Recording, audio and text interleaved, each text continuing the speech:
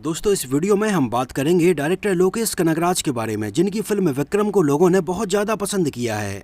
Film Vikram ने कमाई के मामले में तो नए रिकॉर्ड बनाए ही हैं, साथ ही साथ इसको तमिल सिनेमा की वन ऑफ द फाइनेस्ट फिल्मों में से एक माना जा रहा है। और इसके बाद से ही फिल्म के डायरेक्टर लोकेश कनगराज की गिनती तमिल सिनेमा ही नहीं बल्कि इंडियन सिनेमा के one of the finest directors में की जाने लगी है। इसके पहले भी लोकेश कनगराज मास्टर और कैथी जैसी बेहतरीन फिल्में बना चुके हैं। लेकिन क्या आप जानते हैं कि लोकेश कनगराज फिल्म लाइन में आने के पहले एक बैंक में नौकरी किया करते थे और उस टाइम पर लगभग 4 से 5 सालों तक बैंक में नौकरी करते टाइम पर उनकी लाइफ एकदम नॉर्मल चल रही थी। लेकिन फिर ऐसा क्या हुआ कि लोकेश कनगराज ने वो बैंक की नौकरी छोड़ दी और फिल्म लाइन में आ गए। और सोचने वाली बात यह है कि जहां फिल्म लाइन में एक इंडिपेंडेंट डायरेक्टर बनने के पहले ज़्यादातर डायरेक्टर्स डायरेक्शन का काम सीखने के लिए पहले किसी बड़े डायरेक्टर के अंडर में असिस्टेंट डायरेक्टर के तौर पर काम करते हैं। लेकिन लोकेश कनगराज के केस में ऐसा बिल्कुल भी नहीं हुआ। उन्होंने किसी के भी अंडर में असिस्टेंट डायरेक्टर के तौर पर काम नहीं किया और सीधे इंडिपेंडेंट डायरेक्टर के तौर पर ही उन्होंने अपने कैरियर की शुरुआत की, जिनका पहले से ना तो कोई फिल्मी बैकग्राउंड था और दूर दूर तक फिल्म लाइन से ताल्लुक रखने वाले कोई लोग भी नहीं थे। उनकी शुरुआती लाइफ एकदम नॉर्मल रही और उन्हें ऐसा कुछ भी अंदाजा नहीं था कि वो आगे चलकर फिल्म लाइन में आएंगे। हालांकि अपने बचपन से ही लोकेश कनगराज कमल हसन और थालापाथी विजय को बहुत ज़्यादा एडमायर करते आए हैं। और जैसा कि एक नॉर्मल तमिल सिनेमा प्रेमी के मन में अपने चहेते सुपरस्टार से मिलने को लेकर और उनकी फिल्मों को लेकर एक क्रेज रहता है, कुछ वैसा ही अपनी लाइफ के शुरुआती टाइम पर लोकेश कनगराज के साथ भी था। जिस टाइम पर वो फिल्म इंडस्ट्री में नहीं आए हुए थे, उस टाइम पर अपने चहेते एक्टर की फिल्म देखने के लिए कई बार उनकी फिल्मों की टिकट खरीदने के लिए लंबी लंबी लाइनों में लगते और उनकी फिल्म को थिएटर में एंजॉय करते। 14 मार्च सन 1986 को तमिलनाडु में कोयम्बटूर जिले के किन्नाथु कदाबू में लोकेश कनगराज का जन्म हुआ। आगे चलकर पोलाची कालियापुरम के स्कूल से उन्होंने अपनी स्कूलिंग की पढ़ाई कंप्लीट की। उनके परिवार में उनके माता पिता का दूर दूर तक फिल्म लाइन से कुछ भी लेना देना नहीं था। उनके परिवार में लोकेश के अलावा उनके 3 भाई और हैं, अरविंद, अश्विन और प्रशांत। लेट 80s में जन्मे लोकेश कनगराज जैसे जैसे थोड़ी बड़े हुए तो फिल्मों में उनका इंटरेस्ट बढ़ने लगा। हालांकि उस टाइम तक उनके मन में ऐसा कुछ भी नहीं था कि वो आगे चलकर फिल्म बनाएंगे। लेकिन अपने टीनेज में लोकेश कनगराज एक के बाद एक बहुत सारी फिल्में देखने लगे थे और उनको बारीकी से ऑब्जर्व भी करने लगे थे। उस टाइम पर उनके मन में फिल्मों को लेकर और एक्टर्स को लेकर दीवानगी इतनी ज़्यादा थी कि उस टाइम पर 90s में तमिल सिनेमा की किसी भी फिल्म के अंदर कोई नया ट्रेंड आता तो लोकेश उसको जरूर फॉलो करने लगते। जैसे उस टाइम पर आ रही फिल्मों में हीरो के द्वारा पहने गए कपड़े हों या फिर उनका हेयर स्टाइल हो। और उस टाइम पर अपने इसी इंटरेस्ट को देखते हुए लोकेश कनगराज ने PSG college of arts and science से फैशन टेक्नोलॉजी के बारे में डिटेलिंग में काफ़ी बारीकी से सीखा और आगे चलकर उन्होंने अपने परिवार वालों के कहने पर MBA की डिग्री भी कंप्लीट की। और जैसा कि एक नॉर्मल आदमी MBA करने के बाद करता है कि कहीं ना कहीं जॉब ज्वाइन कर लेता है, तो उस टाइम पर वैसा ही कुछ लोकेश कनगराज ने भी किया और एक प्राइवेट बैंक में नौकरी करने लगे। और लगभग 4 से 5 सालों तक लोकेश कनगराज ने इस प्राइवेट बैंक में नौकरी की। लेकिन वो कहते हैं ना कि जो आदमी जिस चीज़ के लिए बना होता है उसकी किस्मत उसे जरूर खींचकर वहाँ ले जाती है।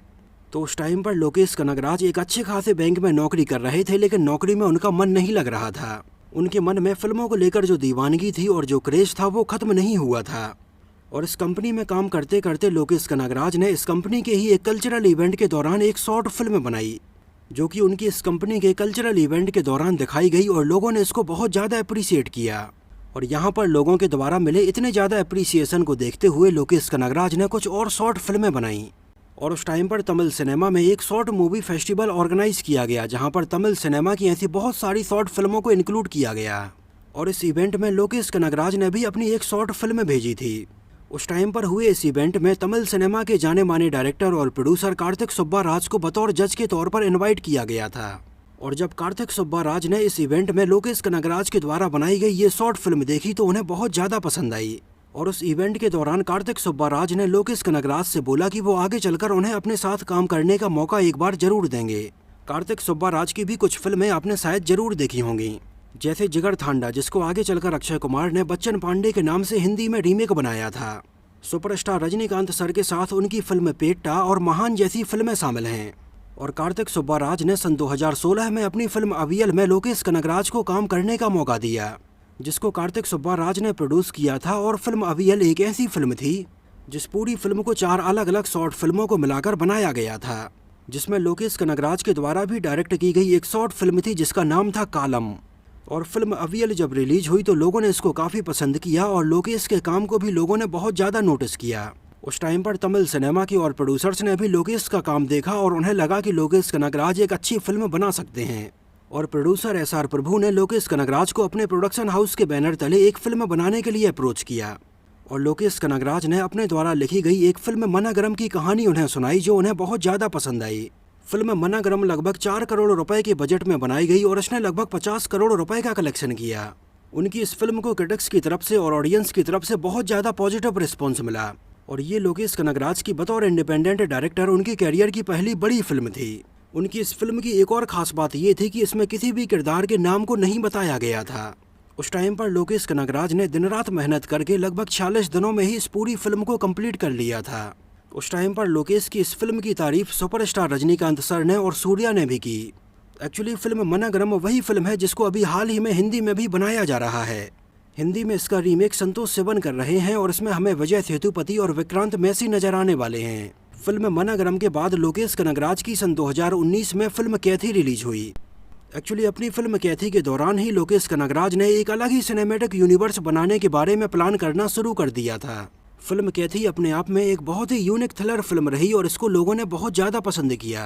हालांकि इस टाइम पर लोगों को पता नहीं था कि लोकेश कनगराज के दिमाग में क्या चल रहा है, लेकिन उस टाइम पर लोकेश कनगराज के दिमाग में फिल्म कैथी के अलावा विक्रम की कहानी भी चल रही थी। हालांकि फिल्म कैथी के बाद उन्होंने विजय सेतुपति और थालापति विजय को लेकर फिल्म मास्टर बनाई, जिसको भी लोगों ने काफ़ी पसंद किया और सन 2022 में फाइनली उन्होंने फिल्म विक्रम बनाई, जो कि लोकेश सिनेमैटिक यूनिवर्स की दूसरी फिल्म रही और कैथी से ही कनेक्टेड थी। और फिल्म विक्रम में लोकेश कनगराज को कमल हसन के साथ काम करने का मौका मिला, जिनको अपने बचपन से ही लोकेश कनगराज अपना आइडियल मानते आए हैं। लोकेश कनगराज ने अपने कई इंटरव्यूज़ के दौरान बताया कि वो कमल हसन के कितने बड़े फैन रहे हैं और पहली बार उन्हें फिल्म विक्रम में कमल हसन सर के साथ काम करने का मौका मिला तो उन्हें ऐसा लगा जैसे कि उनका कोई सपना पूरा हो गया हो। एक्चुअली फिल्म विक्रम भी कमल हसन के कैरियर की एक कमबैक फिल्म है जो कि लगभग 4 साल के अंतराल के बाद रिलीज हुई थी। अभी फिलहाल फिल्म विक्रम तमिल सिनेमा में सबसे ज़्यादा पैसा कमाने वाली फिल्म बनी हुई है।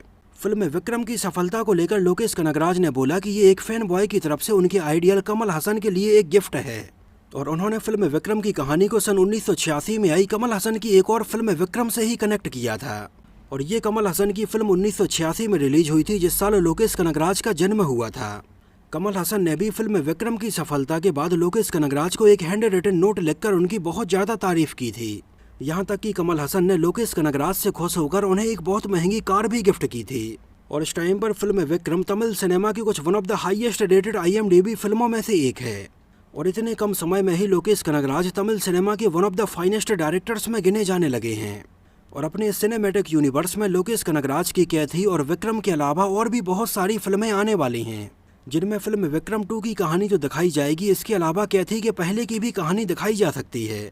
इसके अलावा लोकेश कनगराज थालापति विजय के साथ भी एक फिल्म के ऊपर काम कर रहे हैं, जिसमें थालापति विजय हमें शायद एक गैंगस्टर बने हुए नजर आएंगे और ये फिल्म भी उनके सिनेमैटिक यूनिवर्स का हिस्सा हो सकती है। मतलब उनका ये सिनेमैटिक यूनिवर्स आगे आने वाले 2 से 3 सालों में बहुत बड़ा होने वाला है। उनके काम के अलावा लोकेश कनगराज की तारीफ लोग इसलिए भी करते हैं क्योंकि वो बहुत ज़्यादा डाउन टू अर्थ हैं। लोगों से और क्रिटिक्स से इतना ज़्यादा अप्रिसिएशन मिलने के बाद भी लोकेश कनगराज एकदम ज़मीन से जुड़े हुए हैं।